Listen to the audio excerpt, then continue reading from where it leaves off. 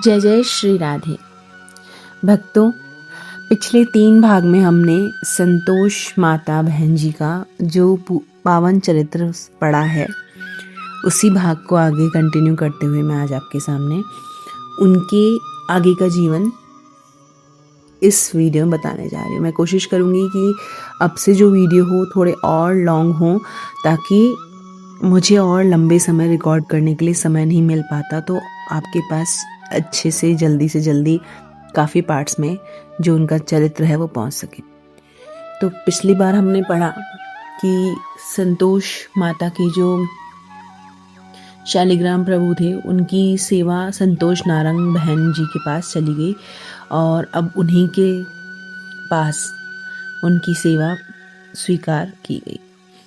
अब आगे हम संतोष माता की जो समझेंगे या पढ़ेंगे या जानेंगे, उनके अध्ययन और उनकी रुचि के बारे में जानेंगे। तो संतोष माता का लालन पालन बड़े ही स्नेह से हुआ था। जैसे बड़ी हो रही थी, उनके दिव्य गुण उजागर होते जा रहे थे।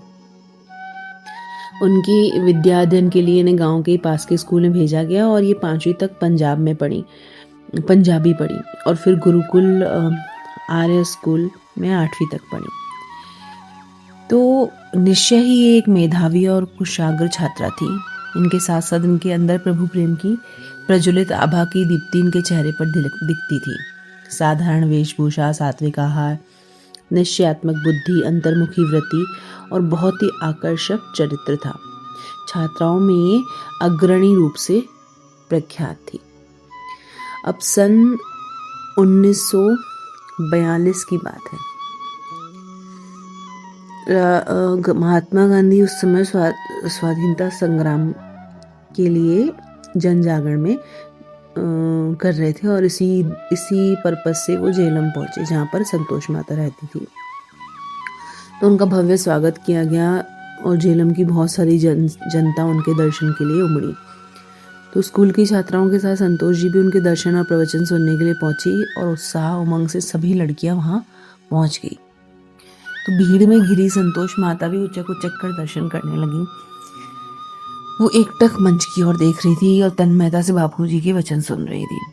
सत्य और अहिंसा के पुजारी महात्मा गांधी सादा जीवन उच्च विचार को लक्ष्य रखकर खादी पहनने की उपयोगिता पर बल दे रहे थे।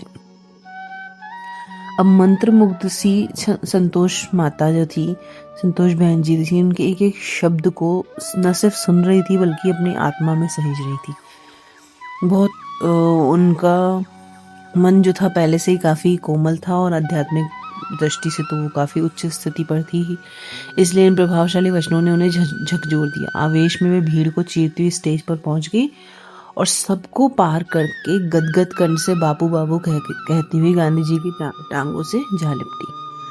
स्नेहाभूभूति होकर उन्होंने हाथ पकड़कर उठाया और वात्सल्य भरे स्वर में कहा, बेटी क्या चाहिए तुझे? संतोष बहन जी बोली, मुझे मेरे योग्य ही कुछ दे दो। तो गांधी जी ने उन्हें राम नाम, सत्य पालन और खाद्य धारण करने का आदेश दिया। तब से ये तीनों ही वचनों का उनका पालन करने लगी। तो देखिए, इतने छोटे से बाल मन पर किस तरह से सत्यता का प्रभाव पड़ता है। अब घटनाक्रम परिवर्तित हो रहा था। 9वीं कक्षा के लिए इंग्लिश पढ़ना जरूरी था, तो इसलिए पढ़ने की उन्हें बिल्कुल रुचि नहीं थी, क्योंकि विदेशी भाषा थी। तो स्वभावतः ही इनका देश प्रेम था और गांधी जी का प्रवचन सुनने के बाद तो इनके मन में और ज़्यादा ही इस चीज़ के प्रति था। वैसे भी यह आध्यात्मिक जगत में जिस ऊंचाइयों पर थी, उस साम्राज्य की गहराई तक डूबने के लिए किसी विद्यालय की डिग्री की आवश्यकता नहीं थी। पर आपको पढ़ने का बहुत ही शौक था। जीवन में अंत तक देखने को मिला ये बात कि इनको पढ़ने का बहुत शौक था। जो संतोष माता की जो रुचि थी अध्यात्म में और साथ साथ पढ़ाई में, वो काफ़ी अच्छी थी। जो भक्तिपद के सभी संप्रदायों के ग्रंथों में इनकी अदम्य गम्यता थी। अध्ययन का एक प्रकार से उनका व्यसन ही था और गति इतनी असाधारण थी कि वर्षों पहले पढ़ी बात को भी वे अपने शब्दों को ज्यों को त्यों अभिव्यक्त कर देती थी। तो उन दिनों जब ये 9वीं क्लास में थी, तो इनके घर में एक विधवा अध्यापिका रहती थी। ये उनकी अलमारी से निकालकर सब किताबें पढ़ लेती थी मुख्यतः गीता प्रेस से प्रकाशित कल्याण के विशेषांक और अन्य भक्ति ग्रंथ ही है। अगर आपको ना पता हो तो मैं आपको बता दूं, गीता प्रेस की जो संस्थापक थे पूजनीय श्री जय दयाल गोविंदका जी, और जो उनके प्रकाशक थे, मुख्य प्रकाशक थे पूजनीय श्री हनुमान प्रसाद पोद्दार जी। ये बड़े ही उच्च गति के संत हुए हैं, और ये गीता प्रेस का चलाने का उद्देश्य सिर्फ और सिर्फ कृष्ण प्रेरणा से ही जन जन में भगवान भक्ति पहुंचाना था। कभी आपका इनका चरित्र सुनना हो तो मैंने काफ़ी वीडियो डाल रखे हैं भाई जी के बारे में, आप मेरी प्लेलिस्ट में जाकर उन्हें सुन सकते हैं। तो इस तरह के इनके मन में पूज्य हनुमान प्रसाद पोद्दार जी यानी कि भाई जी के लिए एक विशिष्ट श्रद्धामय स्थान बन गया था, जो समय के अंतराल से पूजनीय भाई जी व राधा बाबा के प्रति अगाध निष्ठा बना। और ये बिल्कुल सच बात है भक्तों, क्योंकि अभी मैं जो आपको बता रही हूँ ये सिर्फ संतोष माता के लिए ही नहीं है, ये हर उस प्रेमी हृदय के लिए जो कृष्ण प्राप्ति के लिए उत्कल है, उसका स्वभाव ही रुझान भाई जी और बाबा की तरफ होगा। ये मेरी खुद की बात है, मैं खुद भी ऐसा महसूस करती हूँ कि आप जैसे जैसे ग्रंथ पढ़ेंगे आपको पता चलेगा कि ये आपके ही हैं, आपके अपने ही हैं जो कहीं बिछड़ गए थे, तो इनसे आपको एक अगाध प्रेम और निष्ठा का उद्दीपन होगा।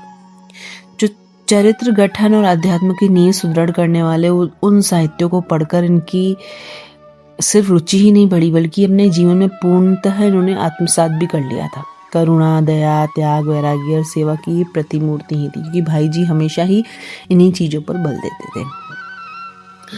अब झेलम में ये मुस्लिम मोहल्ले में रहती थी। इनके पिताजी के एक मित्र थे जिनको ये चाचा कहकर पुकारती थी, इनसे इन्हें बहुत स्नेह था, पर प्रभुपद से विमुख अवगुणों से भरा हुआ जीवन व्यतीत करते थे वे। तो जब बीमारियों ने आग घेरा और बिल्कुल अंतिम समय होने लग गया, तब सभी सगे संबंधी आकर उनके पास बैठ गए। और संतोष माता जी उस समय 13-14 वर्ष की रही होंगी, तो उनको उनसे बहुत स्नेह था चाचा से, तो उनको ऐसी हालत में देखकर उन्हें बड़ी करुणा आई और उनके उद्धार का उन्होंने संकल्प किया। तो उनका सिर अपनी गोद में लेकर उन्हें मुक्ति दिलाने को प्रयासरत हुई, और ममतामयी जननी सा प्यार उड़ेलती हुई संतोष माता बार बार अपने चाचा को कह रही थी कि चाचा बोल अल्लाह, बोल रब, यानी कि जिसमें वो विश्वास करते हैं, चाहे वो अल्लाह हो, रब हो, वो सब कृष्ण के ही स्वरूप हैं।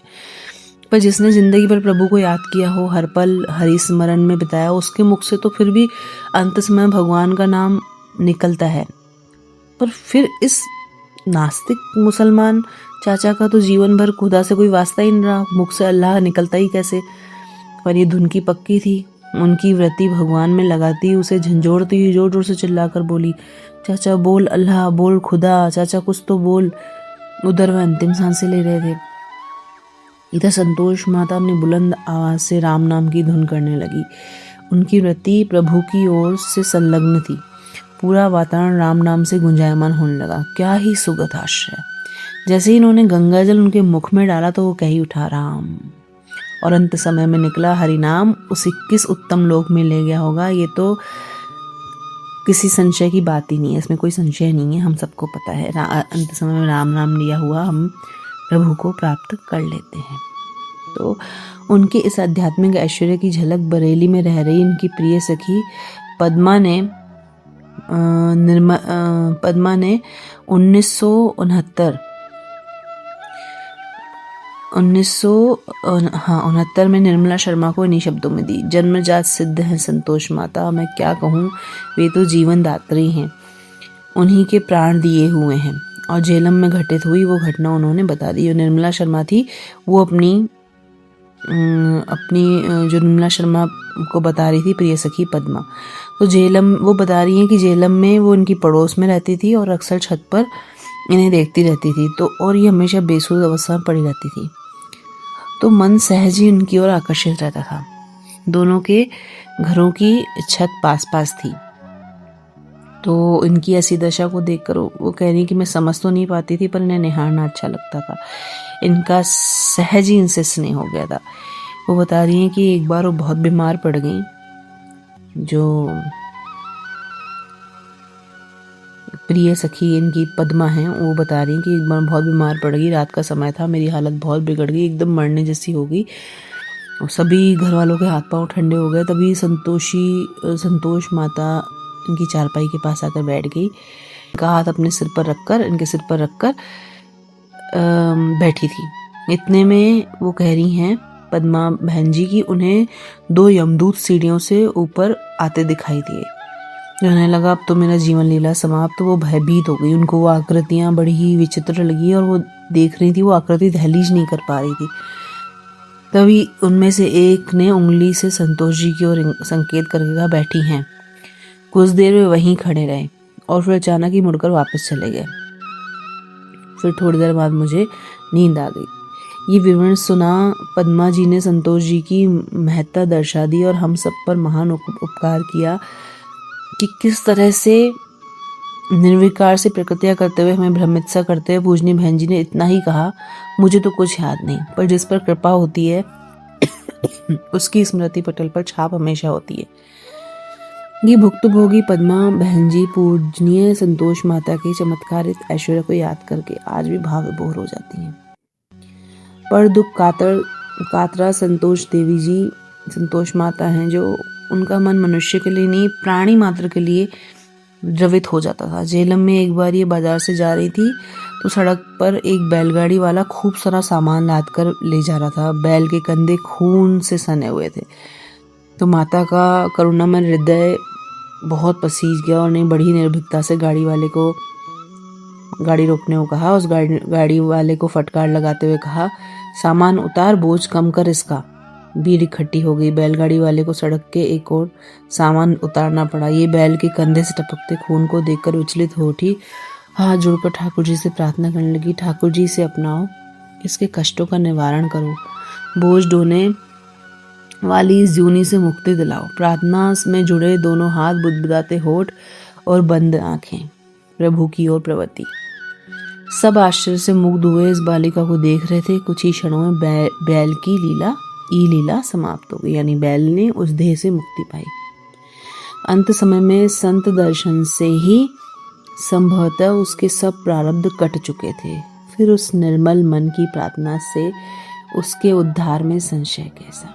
तो भक्तों, आज हमने इस भाग 4 में संतोष माता का जो जीवन चरित्र पढ़ा है, इससे हमने ये सीखा है कि प्राणी मात्र के प्रति संतोष माता का जो स्वभाव था वो कैसा था। और ये ऐसा नहीं है कि हम ये संत चरित्र पढ़ते हैं, बहुत सारे संत हुए हैं भारत भूमि पर, तो ये कुछ किसी एक का यश है या किसी एक की नाम बढ़ाने जैसा, ऐसा नहीं है।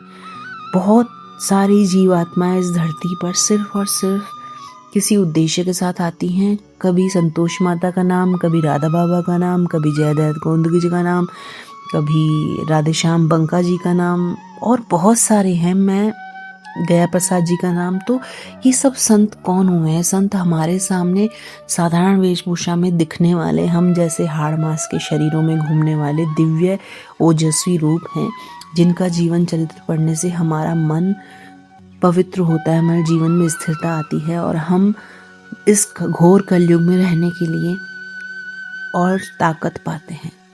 तो आपको ये अंक कैसा लगा मुझे ज़रूर अपने कमेंट द्वारा बताइएगा। जय जय श्री राधे श्याम।